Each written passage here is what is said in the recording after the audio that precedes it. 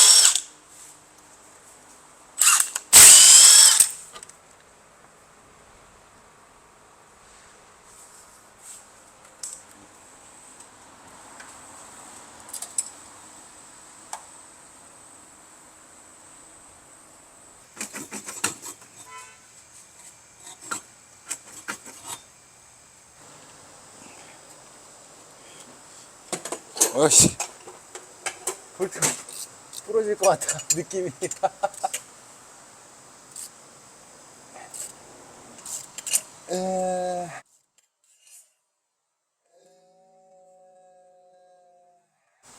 여지 없구만. 봐보면 타이밍 케이스 안에서부터 오일 누유가 좀 시작된 것 같은데, 안에 리데나나 막 이런 데서 좀 새는 것 같은데, 어지간하면 잘 안 새는데 어떻게 또 거기서부터 또 새지? 확실히 터보에서 손상이 돼가지고 많이 나온 것 같아요.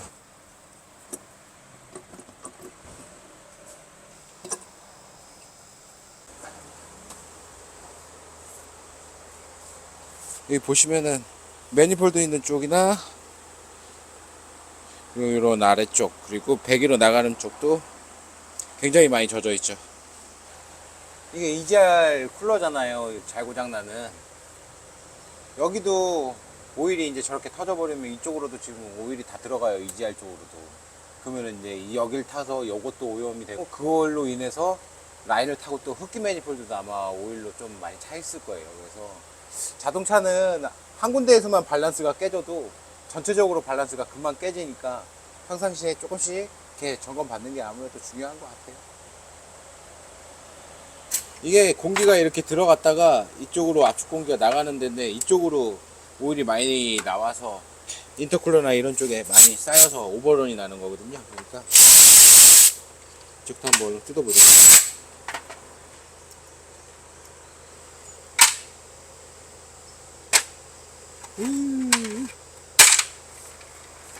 보면 여기 이렇게 흘른 자국 보여요? 안쪽으로. 뭐 고장이 났다 안 났다 판매를 했을 때는 제일 차주님들이 잘 아는 거는, 첫 번째로 이 임펠러가 보이잖아요. 이 임펠러가 좀 문제가 생겨서 소음이 많이 나거든요. 그래서 휘파람 소리라고 하죠. 휘휘 하고, 그런 경우에 고장나는 경우들도 많고, 액추에이터 쪽에 좀 문제가 생겨서 출력이 안 나와서 고장이 나는 경우, 그리고 세 번째로는 이런 식으로 이제 오일이 흡기나 아니면 이런 배기 쪽으로 빠져나가서 배견이 많이 나오는 그런 증상이 나타나는 거, 이 세 가지가 이렇게 나타나는데, 사실 이 세 가지 다 엔진오일만 잘 교환하면 수명을 좀 많이 더 늦출 수가 있어요. 더 오랫동안 문제없이 타고 다닐 수 있는데, 오일 관리가 좀 잘 안 되면은 이런 수명이 빨리, 그 터보가 나간다든지 이런 증상으로 빨리 오죠. 그리고 이 차주님께서 한 달 전에 빨간색 오일 압력 경고등이 이렇게 들어왔다고 했는데, 그때 좀 더 빠르게 그 정비업소에서 정비를 받으시거나 아니면 점검을 받았으면 터보까지는 사실은 고장이 안 났을 텐데, 좀 아쉬움이 좀 있죠. 예. 고객님께서 일단은 재생으로 하시기를 원하셔서 그렇게 한번 진행을 한번 해볼까 합니다.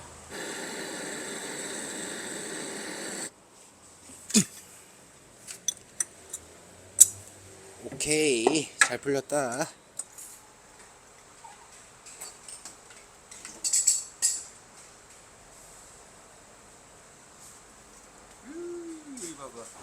엄청 많이 나와 있죠. 와, 이거 청소하려면은 고생 꽤나 하게 생겼네요, 이거.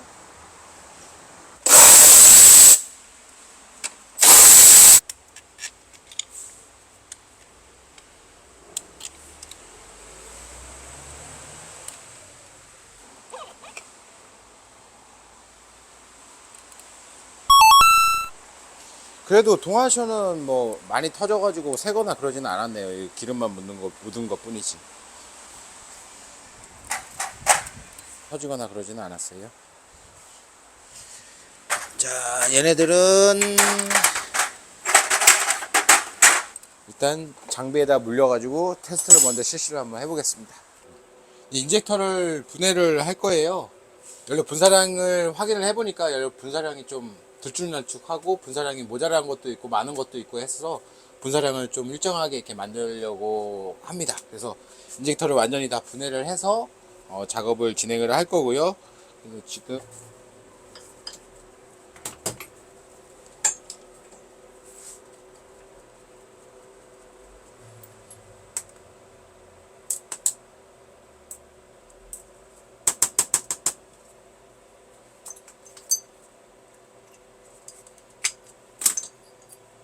이렇게 이게 이제 컨트롤 밸브고, 이게 노즐, 그리고 이 안에 이제 니들 이렇게 되어져 있는 거니 초음파로 클리닝을 하고 그 다음에 가공해가지고 한번 분사랑 한번 잘 한번 맞춰보도록 노력해 보겠습니다.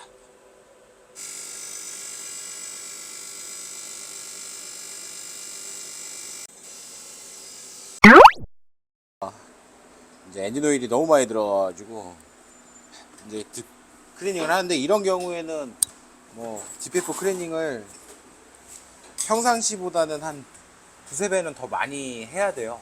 안에 있는 이런 엔진 오일을 다 빼고 난 다음에 해야 되는 거여 그 시간이 아주 많이 걸려요. 안에가 녹는 경우들도 생길 수 있으니까 되게 조심조심 작업을 진행을 해봐야 될 것 같습니다.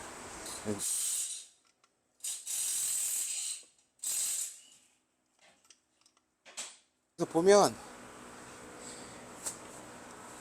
이거는 센서가 어쩌면은 정상 작동을 안 할지도 모르겠어요.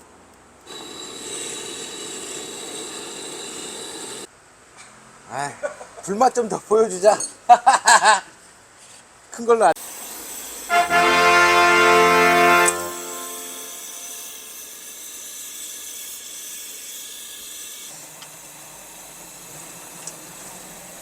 와, 나사산이 다 먹어버렸어.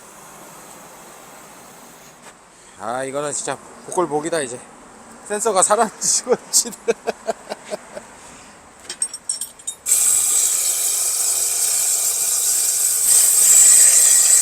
그 스팀으로 해서 안에 있는 최대한 엔진 오일을 빼고, 그 다음에 이제 내부를 한 번 더 말리고 난 다음에 그 다음에 이제 건식 공정을 시작을 할 거예요.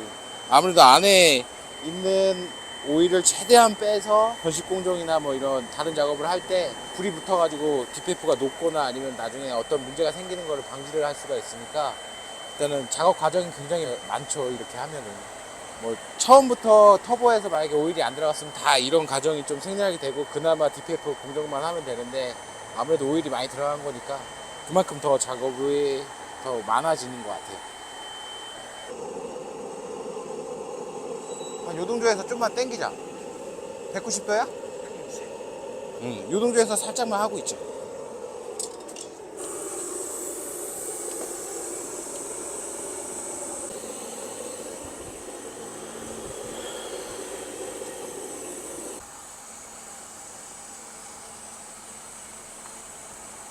거의 마무리 단계예요. 그 온도 이렇게 봐보시면 전단 온도가 한 700도, 뒤에가 한 92도 정도 되는데, 온도 조금만 더 이 상태로 유지하면 될 것 같습니다. 이거 같은 경우에 진짜 한참 태웠네요. 한 3번에 나눠서 낮은 온도로 여러 번 태우고 높은 온도로 해서 마무리를 잘 했습니다.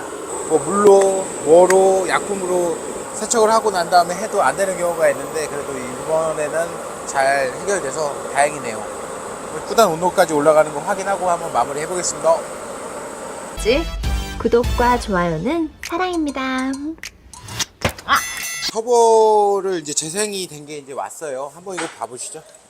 이 안에 있는 이제 임펠러를 카트리지라고 하는데, 이 카트리지까지 다 교환이 되고 전용 벤치 테스터에서 한번 돌려봐서 누유가 있거나 이런 부분들을 다 확인을 해서 해요. 근데 사실은 터보를 신품으로 쓰는 게 그냥 좋아요. 아무래도 이제 신품보다 재생이 좀 내구성 면이나 이런 부분에서는 떨어지는 건 사실 맞으니까. 근데 이제 제가 생각하는 거 같은 경우에는 신품을 쓰지 못하는 이유가 어떻게 보면 금액적으로 부담이 좀 많이 되는 그런 부분들 때문에 사실 교환을 못하는 부분들이 많잖아요. 근데 이제 요거 같은 경우에는 터보를 탈부착하기가 아주 힘든 편은 아니거든요. 물론 쉽다라는 얘기는 아니고 굉장히 어려운 차에 비해서는 탈부착이 용이하다라고 생각이 들어요. 나중에라도 혹시라도 문제가 생겨도 AS를 해드릴 수가 있으니까, 이제 이런 것들을 재생으로 한다라고 하면은 이제 좀 권장을 해드리는데, 어떤 차들 같은 경우에는 뭐 엔진을 내려서 한다든지, 사실 이 터보 같은 경우에도 왜 고장 났다고 했죠? 오일 교환을 잘 안 했어요. 그렇죠. 그래서 이게 이제 터보를 교환을 해가지고 마무리가 됐다 이렇게 생각을 하시면 안 될 것 같고, 가급적이면은 한 1000km인데 한 번 더 엔진 오일을 교환을 하고, 지금까지 내가 가지고 엔진 오일을 교환하는 그 주기보다 어떤 분들은 매뉴얼대로 뭐 2만 km, 어떤 분들은 뭐 2만 5천 km, 어떤 분들은 10,000km 이렇게 되는데, 최소한 이제 엔진 오일 때문에 터보가 빨리 사망하는 경우들이 많으니까 이제 그 전에 내가 25,000km, 20,000km 이렇게 교환하던 그런 습관을 10,000km나 이렇게 좀 조정을 해서 교환을 해주셔야지 교환한 이런 터보라든지 이런 부분들이 문제가 안 생길 확률이 높으니까, 그 부분은 꼭 인지하시고 내가 좀 습관을 바꾸고 생각을 바꿔야 되겠다 이렇게 생각해 주셨으면 좋겠어요. 이 터보를 분해를 하면 크게 이쪽이 이제 배기 쪽이고, 그리고 여기가 이제 흡기 쪽이에요. 그래서 진공 거버너가 있는데, 이게 움직이면서 내부에 있는 구멍의 크기를 늘렸다가 작았다가 늘렸다가 작았다가 하면서 이제 저 RPM에서도 터빈이 빨리 돌아갈 수 있게끔 그렇게 구멍을 크게 해주고 작게 해주는 그런 부분들이 매연이나, 그리고 이거 같은 경우에 오일도 같이 섞이다 보니까 그 부분들이 제대로 움직이지를 못하겠죠, 더. 그래서 아마 출력도 굉장히 안 나왔을 거예요, 이 차량 같은 경우에는. 그래서 사실은 어떻게 보면은 차주님들이 저희들보다 그 차를 항상 오랫동안 타고 다니시니까 차에 어떤 이런 이상한 소리나 이런 것들을 더 빨리 캐치하는 부분들이 더 많거든요. 그러니까 그런 부분들이 생긴다라고 하면 정비업소에 가셔가지고 꼭 점검을 받으셨으면 좋겠어요.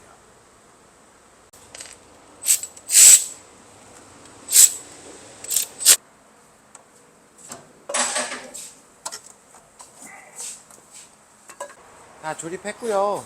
이제 DPF를 올릴 거예요. 이제 DPF 같은 경우에는 이전에 저희가 태우는 영상도 보셨겠지만, 이제 내부에 오일이 많이 있는 거를 다 태워서 그때 우리 내부도 보여드렸었죠. 네네. 네, 그래서 아무래도 깨끗이 저희들이 그 DPF 클리닝을 건식도 하고 습식을 했다고 한들 타공 덩어리나 이런 것들이 완전 100% 빠지진 않으니까 뭐 어느 정도는 좀 손상이 있다라고 봐야 되기는 할 거예요. 다만 이제 수명을 좀 더 늘린다라는 그런 개념으로 한 거니까.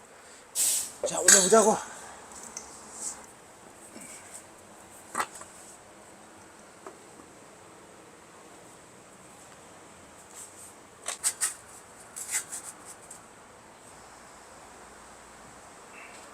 인젝터잖아요. 이제 인젝터를 조립을 할 건데, 이 인젝터가 어떻게 보면 디젤 차에서는 제일 중요한 그런 부분이라고 할 수 있죠. 연료를 분사를 하는데, 옛날에는 그냥 한 번만 분사를 하고 말았었는데, 지금 같은 경우에는 다단으로 해서 뭐 예비 분사, 주 분사, 후 분사, 그리고 DPF 할 때 뭐 2번 정도 더 뒤로 후 분사도 하기도 하고, 아무래도 이게 이제 노즐이라고 하는 부분인데, 이 부분이 이 안에서 연료가, 그리고 이 안에 니들이라는 게 뒤로 후퇴하면서 이 사이에서 이제 팡 하고 연료가 나오는 거거든요. 여러 번 열렸을 때 그 고압의 그 가스가 다시 이 인젝터로 다시 들어가게 돼요. 그러면은 이 내부에 카본이나 이런 것들이 들어가서 이 움직임이 무거워지면서 아무래도 제 성능을 못 내고 연료 분사량이 적어진다든지, 아니면은 완전히 밀착이 되지 못해서 연료가 굉장히 많이 나오거나 이렇게 증상이 돼서, 어떻게 보면은 이게 제일 중요하다고 보시면 돼요. 인젝터가 나빠서 매연이 많이 나오는 경우들도 있고, 그 외에 뭐 흡기 쪽에 누설이 돼서 그 매연이 많이 나오는 경우, 이런 경우들도 있으니까, 그러니까 뭐 한 7만에서 한 10만 사이, 단거리 주행을 많이 하면은 아무래도 좀 덜 그런데, 단거리 주행을 좀 많이 하면은 아무래도 더 인젝터에서는 좀 문제가 될 소지가 더 많으니까, 자기가 이제 단거리냐 아니면 장거리냐에 따라서 그 시기를 조금 정하셔가지고 뭐 7만에서 10만 사이에 한번 클리닝을 받으시는 게 더 좋을 것 같아요. 자, 이제 장착하도록 해볼게요.